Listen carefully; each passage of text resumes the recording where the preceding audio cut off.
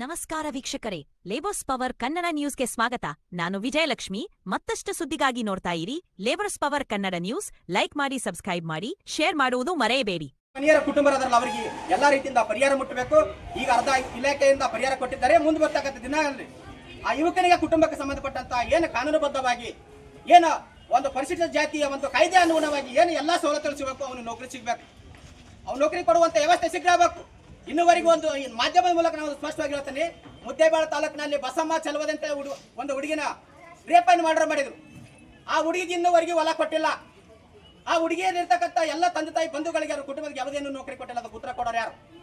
ಅದಕ್ಕೆ ಯಾರು ಉತ್ತರ ಕೊಡೋರು? ಸಮಾಜ ಕಲ್ಯಾಣ ಇಲಾಖೆ ಯಾರು ಉತ್ತರ ಕೊಡೋರು? ಕೇವಲ ಆರ್ಥಿಕವಾಗಿ ಬಂದು ಒಂದು 2 ದಿನ ಇದಾದ ಬಂದು ನೀವು ರೊಕ್ಕ ಕೊಡೋದು ಮುಖ್ಯ ಅಲ್ಲ. ಆ ಕುಟುಂಬಕ್ಕೆ ನೀವು ನೈತಿಕವಾಗಿ ಬೆಂಬಲ ಕೊಡಬೇಕು. ನಾವು ಅದೇ ನಿಮ್ಮ ರಕ್ಷಣೆಗಾಗಿ ಅಂತೇಳಿ ಎಣ ಇಟ್ಕೊಂಡು ಮುದ್ದೆ ನಾವು ಸರ್ಕಾರದಾಗ 2 ತಾಸು ಧರಣಿ ಮಾಡಿದ್ರು ಕೂಡ ಸಮಾಜ ಕಲ್ಯಾಣ ಇಲಾಖೆ ಒಬ್ಬರು ಆಯ್ದಿಲ್ಲ. ಸಮಾಜ ಕಲ್ಯಾಣ ಇಲಾಖೆ ಒಬ್ಬರು ಬಂದಿಲ್ಲ. ಅದನ್ನ ಬೇಕಲ್ಲ, ಸಂವಿಧಾನಬದ್ಧವಾಗಿ ಮಾಡ್ತಕ್ಕಂಥ ಕರ್ತವ್ಯ ಏನು ನಿಮಗೆ? ಅದಕ್ಕಾಗಿ ತಾವೆಲ್ಲ ಇಲಾಖೆಗಳು ಜಾಗೃತರಾರಿ. ಅದಕ್ಕಿಂತ ಮುಂಚೆವಾಗಿ ನೀವು ಸಂವಿಧಾನಬದ್ಧವಾಗಿ ಏನು ಕರ್ತವ್ಯ ನೀಡುವಂತಹ ವ್ಯಕ್ತಿಗಳನ್ನ, ಅಧಿಕಾರಿಗಳನ್ನ ಪ್ರಾಮಾಣಿಕವಾಗಿ ಕೆಲಸ ಮಾಡುವಂತ ಜಾಗೃತಿ ನೀವೆಲ್ಲರೂ ಸಂವಿಧಾನದ ಜಾಗೃತಿ ಅಂತ ತಗೋಬೇಕು. ಸಂವಿಧಾನ ಜಾಗೃತಿ ಆಗಬೇಕು. ಸಂವಿಧಾನವನ್ನು ಓದಿದ್ರೆ ಅಂದ್ರೆ, ಬಾಬಾ ಸಾಹೇಬ್ ಅಂಬೇಡ್ಕರ್ ಓದಿದ್ರೆ ನೀವೆಲ್ಲರೂ ಜಾಗೃತಿ ಅಂದಾಗ ಮಾತ್ರ ನಿಮಗೆಲ್ಲರೂ ಅಧಿಕಾರಿಗಳು ಮಾತು ಕೇಳ್ತಾರ. ಅದಕ್ಕಾಗಿ ದಯವಿಟ್ಟು ಬಂಧುಗಳೇ, ಈ ಮಾಧ್ಯಮದ ಮೂಲಕ ನಾವು ಏನ್ ಹೇಳ್ತಂತಂದ್ರೆ, ಶೀಘ್ರವಾಗಿ ಏನ ಆ ಹುಡುಗನನ್ನ ಕೊಲೆ ಮಾಡಿದಂತ ಎಲ್ಲಾ ಆರೋಪಿಗಳನ್ನು ಶೀಘ್ರವಾಗಿ ಬಂಧಿಸಬೇಕು. ಉದ್ದೇಶಪೂರ್ವಕವಾಗಿ ಆ ವ್ಯಕ್ತಿ ರಾಜಕೀಯ ವ್ಯಕ್ತಿ ಅನ್ನೋದು ಒಂದೇ ಒಂದು ಕಾರಣಕ್ಕಾಗಿ ಆ ವ್ಯಕ್ತಿಯನ್ನು ಇವತ್ತು ಹೊರಗೆ ಬಿಟ್ಟಿದ್ದಾರೆ. ಹಾಗಾದ್ರೆ ರಾಜಾರೋಷವಾಗಿ ಯಾರು ರಾಜಕೀಯ ವ್ಯಕ್ತಿ ಬಂಡವಾಳ ಶಾಹಿಗಳು ಓಟದೀಸಿದಂದ್ರೆ ಯಾರು ಬೇಕಾದ್ರೂ ಮಾಡಿ ಅಂದ್ರೆ ರಾಜಾರೋಷವಾಗಿ ತಿರ್ಗಾಡ್ಬೋದಾ? ಅಂದ್ರೆ ಇದ್ರ ಉತ್ತರ ಕೊಡೋರು ಯಾರು? ಅದೇ ಬೇಕಲ್ಲ ಈಗ ನಮಗ. ಯಾವುದೇ ವ್ಯಕ್ತಿ ಕಾನೂನು ಮುಂದೆ ಎಲ್ಲರೂ ಸರ್ವರು ಸಮಾನರು. ಅವ ದೊಡ್ಡವನಿರಲಿ ಸಣ್ಣವನಿರಲಿ, ಮೇಲ್ಜಾತಿ ಇರಲಿ ಕೆಳಜಾತಿ ಇರಲಿ, ಕಾನೂನು ಮುಂದೆ ಎಲ್ಲರೂ ಒಂದೇ. ಅಂತ ವ್ಯಕ್ತಿಗಳನ್ನು ನೀವು ಶೀಘ್ರವಾಗಿ ಬಂಧಿಸಿದ್ರಂದ್ರೆ ಅದಕ್ಕಾಗಿ ನೀವು ಈ ಮುಂದಾಗುವಂತಹ ಅನಾಹುತಗಳನ್ನ ನೀವು ತಪ್ಪಿಸಬೇಕು. ಅದಕ್ಕೆ ಸಂಬಂಧಪಟ್ಟ ಅಧಿಕಾರಿಗಳದ್ದು ಶೀಘ್ರವಾಗಿ ಕಾರ್ಯಾಚರಣೆ ಆಗ್ಬೇಕಂತ ಹೇಳಿ ಇಲ್ಲಿವರೆಗೆ ಮಾತನಾಡಲು ಕೊಟ್ಟಂತಹ ಅವಕಾಶಗಳನ್ನು ಹೊಂದಿಸಿ ನಾನು 2 ಮಾತು ಮುಗಿಸ್ತೀನಿ. ಜೈ ಭೀಮ್, ಜೈ ಭಾರತ್. ಘನವೆತ್ತ ಮಾನ್ಯ ರಾಜ್ಯಪಾಲರು ಕರ್ನಾಟಕ ಲೋಕಭವನ ಬೆಂಗಳೂರಿನವರಿಗೆ ಮಾನ್ಯ ತಹಶೀಲ್ದಾರ್ ಕಾಳಿಗೊಟ್ಟಿ ಇವರ ಮುಖಾಂತರ ವಿಜಯಪುರ ಜಿಲ್ಲೆಯ ಬಸವ ಬಾಗೇವಾಡಿ ತಾಲೂಕಿನ ಅಂಗಡಿ ಕ್ರಾಸ್ ಬಳಿ ನಡೆದ ರವಿಚಂದ್ರ ದೇವಪ್ಪ ಮಾದರ್ ಅವರ ಕೊಲೆ ಪ್ರಕರಣ ಸಮಗ್ರ ನಿಷ್ಪಕ್ಷಪಾತ ತನಿಖೆ ನಡೆಸಿ ಆರೋಪಿಗಳನ್ನು ಬಂಧಿಸಿ ಪ್ರಕರಣಗಳನ್ನು ಸಿಬಿಐಗೆ ತನಿಖೆಗೆ ಅವಕಾಶ ಮಾಡಿಕೊಡುವ ಕುರಿತು ಮಾನ್ಯರೇ, ಮೇಲ್ಕಾಣಿಸುವ ವಿಷಯದಂತೆ ನಾವು ಅಂಬೇಡ್ಕರ್ ಸೇನೆ ಹಾಗೂ ವಿವಿಧ ದಲಿತ ಪರ ಸಂಘಟನೆಗಳು ತಮ್ಮ ಗಮನಕ್ಕೆ ತರಲು ಬಯಸುವುದೇನೆಂದರೆ, ರವಿಚಂದ್ರ ದೇವಪ್ಪ ಮಾದರ್ ಎಂಬ ಯುವಕನನ್ನು ಕ್ರೂರವಾಗಿ ಹಿಂಸಿಸಿ ಕೊಲೆ ಮಾಡಿ ನಂತರ ಆತ್ಮಹತ್ಯೆ ಮಾಡಿಕೊಂಡಂತೆ ತೋರಿಸಿ ಉದ್ದೇಶದಿಂದ ನೇಣು ಬಿಗಿದ ಸ್ಥಿತಿಯಲ್ಲಿ ಹಾಕಲಾಗಿತ್ತು. ಶವವನ್ನು ಕೆಳಗೆ ಇಳಿಸಿದಾಗ ರಕ್ತ ಸೋರುತ್ತಿತ್ತು. ಕಂಡಾಗ ತೀಕ್ಷ್ಣವಾಗಿ ಗಮನಿಸಿದಾಗ ಹೊಟ್ಟೆಗೆ ಮತ್ತು ಮರ್ಮಂಗಕ್ಕೆ ಮಾರಕಾಸ್ತ್ರಗಳಿಂದ ಹಿಡಿದಿದ್ದು ಗೊತ್ತಾಯಿತು. ಘಟನೆ ನಡೆದ 7 ದಿನಗಳಾದರೂ ಸಹ ಈ ಪ್ರಕರಣದಲ್ಲಿ ಭಾಗಿಯಾಗಿರುವ ಪ್ರಮುಖ ಆರೋಪಿಗಳನ್ನು ಇನ್ನೂ ಬಂಧಿಸಿಲ್ಲ. ಕೇವಲ 2 ವ್ಯಕ್ತಿಗಳನ್ನು ಬಂಧಿಸಿದ್ದು. ಪ್ರಮುಖ ಆರೋಪಿಯಾದ ಘಟನೆಯ ಸೂತ್ರಧಾರಿಯಾದ ಮಲ್ಲಿಕಾರ್ಜುನ್ ಮದರಿ ಈತನೇ ಘಟನೆಯ ಪ್ರಮುಖ ರೂವಾರಿಯಾಗಿದ್ದು ಈತನನ್ನು ಎತ್ರಿ ಮಾಡಿದ್ದು ಈತನ ಬಂಧನಕ್ಕೆ ಹಿಂದೇಟು ಹಾಕುತ್ತಿದ್ದಾರೆ. ಮಲ್ಲಿಕಾರ್ಜುನ್ ಮದರಿ ಈತನನ್ನು ಪ್ರಥಮ ದರ್ಜೆ ಗುತ್ತಿಗೆದಾರರಾಗಿದ್ದು ಹಲವು ಶಿಕ್ಷಣ ಸಂಸ್ಥೆಗಳನ್ನು ಹೊಂದಿದ್ದಾರೆ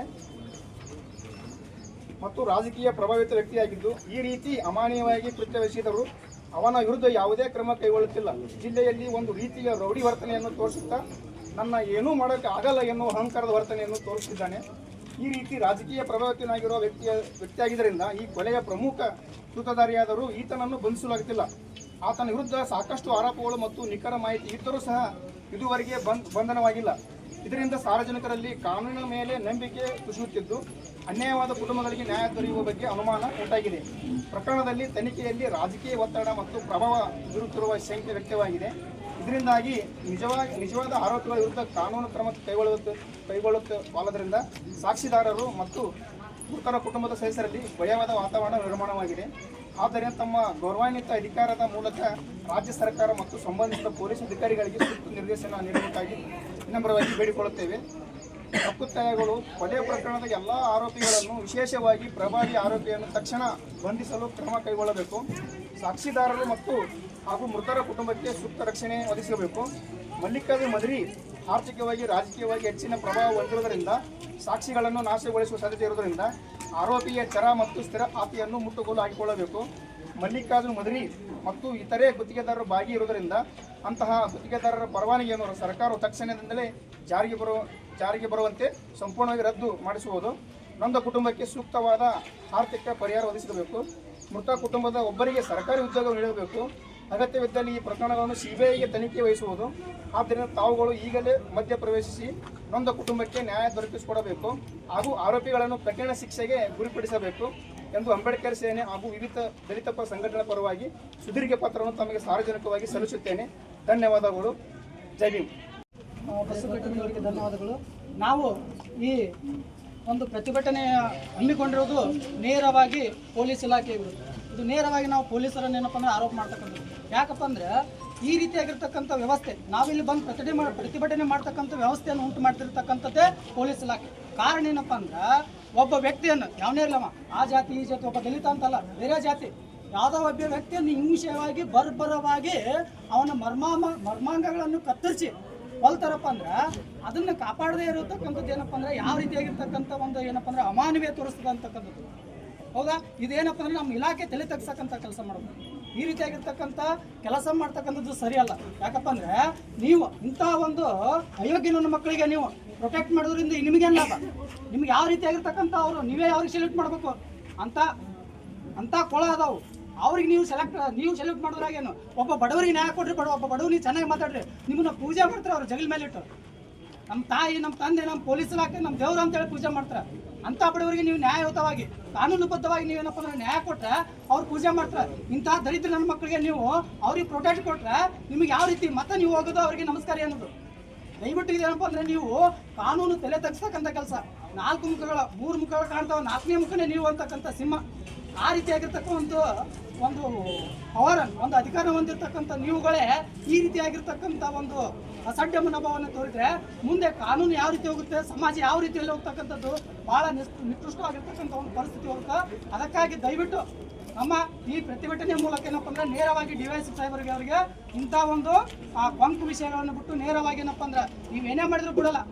ಇದು ಎಲ್ಲಿಗೆ ಹೋಗ್ತಪ್ಪ ಅಂದ್ರೆ ಎಲ್ಲಿಗೆ ಹೋಗ್ತಾ ಹೋಗಲಿ. ನಾವಂದ್ರಪ್ಪ ಅಂದ್ರೆ ಆ ಮಲ್ಲಿಕಾರ್ಜುನ್ ಮದ್ರಿ ಬಂಡ ನನ್ನ ಮಗನ ಅವರಿಗೆ ಬಂಧಿಸುವವರೆಗೆ ಏನಪ್ಪ ಅಂದ್ರೆ ನಮ್ಮ ಹೋರಾಟ ನಿಲ್ಲಲ್ಲ. ಇದು ಏನಾಗ್ತದೆ ಆಗಲಿ. ಅದಕ್ಕೋಸ್ಕರ ಡಿವೈಎಸ್ಪಿ ಅವರೇ ನೀವು ಏನಪ್ಪ ಅಂದ್ರೆ ಕಿವಿ ಕತ್ತತಕ್ಕಂಥ ಮಾತುಗಳನ್ನು ಬಿಟ್ಟು ನೇರವಾಗಿ ಏನಪ್ಪ ಅಂದ್ರೆ ಆ ಪ್ರಮುಖ ಘಟನೆಯ ರೂವಾರಿ ಆಗಿರ್ತಕ್ಕಂಥ ಮಲ್ಲಿಕಾರ್ಜುನ್ ಮದ್ರಿಯನ್ನು ಸದೆ ಬಡಿವರೆಗೆ ಏನಪ್ಪ ಅಂದ್ರೆ ನಮ್ಮ ಹೋರಾಟ ನಿಲ್ಲತಕ್ಕಂಥ ಮಾತನ್ನು ಈ ಪ್ರತಿಭಟನೆ ಮೂಲಕ ಏನಪ್ಪ ಅಂದ್ರೆ ನಾನು ತಿಳಿಸಕ್ಕೆ ಇಷ್ಟಪಡ್ತೀನಿ. ಜೈ ಹಿಂದ್, ಜೈ ಭೀಮ್ ಅಂತ ಕೆ.ಬಿ. ದೊಡ್ಡಮನೆಯವರು ಹೇಳಿದರು ಯಾವ ವಿಷಯಕ್ಕಾಯ್ತಪ್ಪ, ಏನಾಯ್ತು, ಹೆಂಗಾಯ್ತು ಅಂತೇಳಿ. ಆದರೆ ಅವತ್ತು ಅವನ ರಾತ್ರಿ ಹೊಡೆದು ಮರ್ಡರ್ ಮಾಡಿರ್ತಾರೆ. ಮರ್ಡರ್ ಮಾಡಿ ಅವನೇನು ಬಿಗಿದ ಸ್ಥಿತಿಯಲ್ಲಿ ಅವನ್ನ ನಿಂದಿರ್ಸಿರ್ತಾರೆ. ಅವತ್ತು ನಾವು ಹೋಗ್ತೀವಿ ಅಲ್ಲಿ ಬೆಳಿಗ್ಗೆ 8 ಗಂಟೆ ಅಲ್ಲಿ ಓದೋತ್ನಾಗ ಅವನನ್ನು ನಾವು ನೋಡ್ತೀವಿ. ನೋಡಿ ಅಲ್ಲಿ ಅವ್ರನ್ನ ಕೇಳಿದಾಗ, ಯಾರು ಎಮ್.ಎನ್. ಮದ್ರಿ ಅವ್ರ ತಮ್ಮನ್ನ ಅವ್ರನ್ನ ಕೇಳಿದಾಗ ಅವ್ರು ಏನು ಉತ್ತರ ಕೊಡ್ತಾರಪ್ಪ ಅಂದ್ರೆ ಅವನೇ ಊರ್ಲ ಹಾಯ್ಕೊಂಡಿರೋಣ ಅಂತ ಅನ್ನುವಂಥ ಸ್ಥಿತಿ ಅವ್ರು ನಮ್ಗೆ ಹೇಳ್ತಾರೆ. ಆದರೆ ಅವು ಊರ್ಲ ಹಾಯ್ಕೋಬೇಕಾದಾಗ ಇವ ಏನು ಮಾಡ್ತಿದ್ದ ಅನ್ನೋ ಪ್ರಶ್ನೆ ಅಲ್ಲೆಲ್ಲ ಉದ್ಭವ ಆಗ್ತೈತಿ. ಆಮೇಲೆ ಎಮ್.ಎನ್. ಮದ್ರಿ ಅವರು ಕೂಡ ಅಲ್ಲಿಗೆ ಬರ್ತಾರೆ. ಅಂದ್ರೆ ಸೌಜನ್ಯಕ್ಕೂ ಕೂಡ, ಕನಿಷ್ಠ ಪಕ್ಷ ಸೌಜನ್ಯಕ್ಕೂ ಕೂಡ ಆ ಬಾವಡಿ ಕಡೆ ಬಂದು ನೋಡುವಂಥ ಮನಸ್ಥಿತಿ ಇಲ್ಲ ಅವರು. ಇವರೆಲ್ಲ ನಾಗರಿಕ ಸಮಾಜದಲ್ಲಿ ಯಾವ ರೀತಿಯಾಗಿ ಬದುಕ್ತಿದ್ದಾರೆ, ದುಡ್ಡು ಮಾಡಿದೀನಿ ಅನ್ನೋ ಇಷ್ಟು ಅಹಂಕಾರನೋ ಇವರಿಗೆ, ಅಥವಾ ಇವ್ರನ್ನ ಅರೆಸ್ಟ್ ಮಾಡೋದು ಇದಕ್ಕೆಲ್ಲ ನೇರ ಕಾರಣ. ಇವರನ್ನ ಅರೆಸ್ಟ್ ಮಾಡಲಾರ ಕಾರಣ ಮಾನ್ಯ ಡಿವೈಎಸ್ಪಿ ಸಾಹೇಬ್. ಯಾಕೆ ಅರೆಸ್ಟ್ ಮಾಡಲಿಲ್ಲಪ್ಪ ಅಂದ್ರೆ ಅವ್ರಿಬ್ಬರನ್ನ ಅಲ್ಲಿ ಅರೆಸ್ಟ್ ಮಾಡಿದ್ರು, ನಮ್ಮ ಎದುರಿಗೆ ಅರೆಸ್ಟ್ ಮಾಡಿದಾರ. ಆಯ್ತಪ್ಪ, ಏನು ಕಂಪ್ಲೇಂಟ್ ಕೊಡ್ತೀರಾ ಕೊಡ್ರಿ, ಅಂದ ಮೇಲೆ ನಾವು ಒಂದು FIR ಬರೆದು ಕೊಡ್ತೀವಿ. ಆಮೇಲೆ ಅವ್ರನ್ನ ಅರೆಸ್ಟ್ ಮಾಡ್ತಾರ, ಇಬ್ಬರನ್ನ ಅರೆಸ್ಟ್ ಮಾಡ್ತಾರ, ಅವನನ್ನ ಬಿಡ್ತಾರ. ಯಾಕಂದ್ರೆ ಅವನು ರಾಜಕೀಯವಾಗಿ ಪ್ರಬಲರ ಜೊತೆಗೆ ಇರ್ತಾನ ಅನ್ನುವ ಕಾರಣಕ್ಕೋಸ್ಕರ ಅವನನ್ನು ಬಿಟ್ರು. ಅಥವಾ ಎದಕ್ ಬಿಟ್ರು? ಆದ್ರೂ ಕೂಡ ಮತ್ತೆ ನಾವು ಮುದ್ದೇಬಾಳದಲ್ಲಿ ಒಂದು ದೊಡ್ಡ ಮಟ್ಟದ ಹೋರಾಟವನ್ನು ಮಾಡ್ತೀವಿ. ಹೋರಾಟ ಮಾಡಿದಾಗೂ ಕೂಡ ಅವಾಗಲೂ ಏನು ಹೇಳ್ತಾರ, 24 ತಾಸಿನಾಗ ನಾನು ಅರೆಸ್ಟ್ ಮಾಡ್ತೀನಿ, ಇನ್ನುವರೆಗೆ 1 ವಾರ ಆದ್ರೂ ಕೂಡ ಅರೆಸ್ಟ್ ಮಾಡತ್ತಿಲ್ಲ. ಯಾಕ್ರಿ ಡಿವೈಎಸ್ಪಿ ಅವರೇ, ನಿಮ್ಗೆ ಏನು ಪ್ರೆಷರ್ ಇದೆ ಅಂತ ಅರ್ಥ ಆಗ್ತಾ ಇಲ್ಲ ನಾವು. ಇದಕ್ಕೆ ಮೇನ್ ಕಾರಣ ಪೊಲೀಸ್ ಇಲಾಖೆಯವರೇ. ಅಕಸ್ಮಾತ್ ಅವನನ್ನ ಅಲ್ಲಿ ಅರೆಸ್ಟ್ ಮಾಡಿ ಒಳಗೆ ತಗೊಂಡು ಕಸ್ಟಡಿಗೆ ತಗೊಂಡು ಇದು ಮಾಡಿದ್ರೆ ಅವು ಏನಂಬೋದು ಅಂತೇಳಿ ಎಲ್ಲ ತಿಳಿತಿತ್ತು. ಅವರನ್ನು ಅರೆಸ್ಟ್ ಯಾಕೆ ಮಾಡ್ತಾ ಇಲ್ಲ? ಏನು ಇವ್ರಿಗೆ ಏನು ಸಮಸ್ಯೆ ಏನಾಗಿದೆ? ನೀವು ಸರ್ಕಾರದ ನೌಕರದಾರೋ ಅಥವಾ ಅವ್ರ ಮನೆಯ ಕೆಲಸದಾರೋ ಗೊತ್ತಾಗತ್ತಿಲ್ಲ ನಮಗೆ. ಒಂದು ತಿಳ್ಕೊಬೇಕು, ತಾವು ಕಾನೂನುಬದ್ಧವಾಗಿ ಕೆಲಸ ಮಾಡ್ರಿ. ಕಾನೂನುಬದ್ಧವಾಗಿ ಅವರನ್ನು ಅರೆಸ್ಟ್ ಮಾಡ್ಬೋದಿತ್ತು. ಅವ್ರಿಗೆ ಪವರ್ ಇತ್ತವತ್ತ ಅರೆಸ್ಟ್ ಅವರನ್ನು ಮಾಡಾಕ.